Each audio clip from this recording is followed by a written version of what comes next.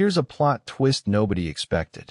The person who more or less invented the most popular way to give artificial intelligence access to your documents now says it's a hack. And Microsoft agrees, enough to build something entirely different. What's happening in knowledge retrieval right now isn't incremental, it's a reckoning. Let's start with the bombshell. Jerry Liu, the founder of Llama Index, went on the Latent Space podcast and basically said out loud what a lot of engineers had been thinking but were afraid to say. Retrieval augmented generation, the whole concept of breaking your documents into chunks, turning them into numbers, and finding the closest ones when you ask a question, RAG is, in his words, a hack. Now, calling something a hack in tech doesn't always mean it's bad. Linux was kind of a hack when Linus Torvalds first wrote it. The original HTTP specification was a hack. What it really means is that it works surprisingly well for how simple it is, but it's not the final answer. And RAG did work surprisingly well. It democratized document-aware AI overnight. You didn't need to train a custom model anymore. You just needed to index your documents and ask questions. Suddenly, your entire company knowledge base could be queried in plain English. It was a revelation. But here's the thing. Anyone who's actually built a RAG system at scale knows where it falls apart.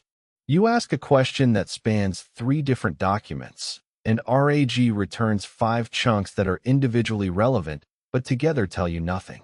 You ask about a concept that's implied but never explicitly stated, and RAG returns nothing at all because the similarity search missed the semantic connection entirely. Not everyone agrees that we should abandon RAG, though.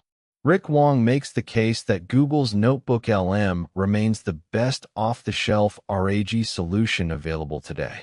And honestly, it's hard to argue with that. You drop a PDF into Notebook LM, ask a question, and it answers brilliantly. That's the exact use case it was built for. For personal knowledge management, the vanilla approach still feels like magic. What's fascinating is that both sides agree on one thing. We want AI that understands our documents, not just searches them. The debate isn't about whether retrieval matters. It's about how to make retrieval actually intelligent. This is where knowledge graphs enter the picture, and they completely change the game. Instead of asking which text chunk is most similar to this question, a knowledge graph asks, what are the relationships between the concepts in this question and the concepts in these documents? Microsoft open-sourced GraphRAG, and it might be the most interesting approach to emerge from this space. Here's how it works. You feed it your documents, and it uses a large language model to automatically extract entities, relationships, and the connections between them. It builds a structured graph of your knowledge, not just a bag of numbered chunks. Then when you ask a question, it traverses that graph to find answers that span multiple documents and concepts. Llama Index, ironically the company whose founder called RAG a hack, introduced something called the Property Graph Index. It does essentially the same thing for the Llama ecosystem. It lets you build knowledge graphs from your data using language models, then retrieve from them in ways that understand structure, not just similarity. And it gets even more specialized. There's work being done on legal document retrieval that uses multi-agent graph-based recursive retrieval to navigate through legal clauses. Legal documents are notoriously interconnected. One clause references another, which limits a third, which defines a term used in the original. Vanilla RAG chokes on that kind of deep interconnection. Graph-based approaches actually thrive on it. Meanwhile, RAG Flow is an open-source engine that takes a different angle entirely, deep document understanding. Instead of treating all text as equal chunks, it tries to understand document structure. Tables, layouts, hierarchies. Because a chart and the paragraph describing it mean different things, even if the vector math says they're similar. The real breakthrough here isn't any single tool. It's the recognition that the future of retrieval isn't about getting better at matching text. It's about understanding structure. But all of this raises an important question. If the algorithms are evolving so fast, what about the infrastructure underneath? And this is where things get genuinely exciting for anyone building these systems.